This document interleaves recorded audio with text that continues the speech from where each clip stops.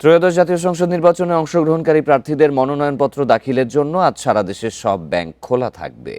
নির্বাচন কমিশনের অনুরোধে বাংলাদেশ ব্যাংক এই সিদ্ধান্ত নিয়েছে। বাংলাদেশ ব্যাংক এই সংক্রান্ত প্রজ্ঞাপন জারি করেছে।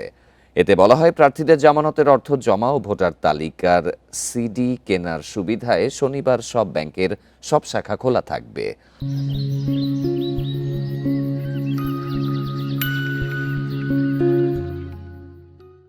29 ডিসেম্বর মনোনয়নপত্র দাখিলের শেষ দিন। এর আগে বড়দিন, শুক্রবার ও শনিবার মিলিয়ে টানা 3 দিনের সাপ্তাহিক ছুটি থাকায় ব্যাংকিং কার্যক্রম বন্ধ থাকলে প্রার্থীদের পক্ষে প্রয়োজনীয় অর্থ জমা দেওয়া কঠিন হয়ে পড়বে। এই সংকট নিরসনে আগামী শনিবার ব্যাংক খোলা রাখার অনুরোধ জানায় নির্বাচন কমিশন। অন্যদিকে প্রার্থীদের রিটার্ন দাখিল প্রক্রিয়া সহজ করতে বিশেষ হেল্প ডেস্ক চালু করেছে এনবিআর। শুক্রবার দুপুর 2টা থেকে বিকেল 5টা পর্যন্ত এবং শনিবার সকাল 9টা থেকে বিকেল 5টা পর্যন্ত হেল্প ডেস্ক খোলা থাকবে।